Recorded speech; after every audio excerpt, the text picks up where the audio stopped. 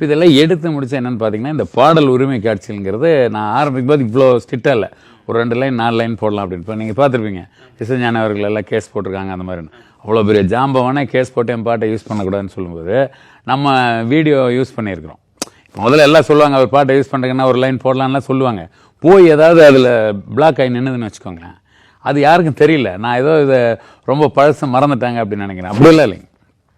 இன்றைக்கி வரையும் நம்ம மாமனிதன் படத்தில் பாருங்க, உதயநேசன் அவர்கள் நடிச்சிருக்காரு. அதில் கூட பாருங்க, வடிவேல் சார் ஐயாவோட பாட்டு தான் பாடியிருக்காங்க. இன்றைக்கி வரையும் அது ஒழிச்சிட்டு தான் இருக்குது. மாற்றி மாற்றி மாற்றி மாற்றி எங்கேயாவது அந்த சத்தம் வந்துட்டு தான் இருக்குது, பாடல் கேட்டுட்டு தான் இருக்குது. ஏன்னா அவர் ஐயா பீரியடில் இருந்த பாடல்கள் யாருடைய குரலும் இந்த அளவுக்கு இன்றைக்கி இல்லை. எல்லாமே ஓரளவு ஃபேட் அவுட் ஆகிடுச்சு.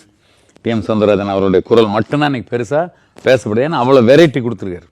அவர் டச் பண்ண அதில் ஒரு ஒரு ஒரு மனிதன் பிறக்கிறதுலேருந்து அவனை சுடுகாட்டில் கொண்டே வைக்கிற வரையும், சுடுகாட்டில் இருக்கிற வெட்டியான வரையும், ஆதியிலும் பறையனல்ல, ஜாதியிலும் பறையனல்ல, நீதியிலும் பறையனல்லவே அப்படின்னு சொல்லி ஹரிச்சந்திரா படத்தில் சிவசாருக்கா வெட்டியான் கேரக்டர் வரையும் பாடியாச்சு. பாடாத டாப்பிக்கே இல்லை. ஸோ இது என்ன அப்படின்னு பார்த்தீங்கன்னாக்கா, அது முதல்ல வேண்டாம்னு தான் சொன்னார். நான் தான் இது பண்ணி பேச வச்சேன். அவர் இருந்த சூழ்நிலைகள், அவரை சுற்றி இருந்த ஆட்கள் எல்லாமே அந்த மாதிரி இருந்தாங்க. ஒரு என்ன சொல்கிறது, அது ஒரு கிஃப்டாக இருக்கணும். அந்த மாதிரி ஆட்கள் மிக குறைவாக இருந்தாங்க. அவர் வேற ஒரு லேயரில் இருக்கிறவர்.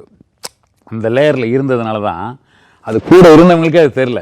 அந்த லேயரில் இருந்ததுன்னா இப்போ உங்கள்கிட்ட பேசுனா உங்களை மாதிரி பேசுகிறது, அந்த தம்பி பார்த்தா அவர் மாதிரி பேசுகிறதுனா மிமிக்ரி பண்ணிட்டு போகிறதில்ல.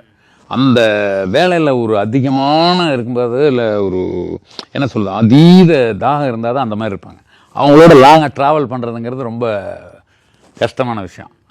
நானும் அதே மாதிரி ஒரு மனோபாவம் இருக்கிற ஆளுங்கனால எனக்கும் திரு டிஎம் சௌந்தரராஜன் அவர்களுக்கும் ஒரு டைப் காலம் போட்டு வச்சது.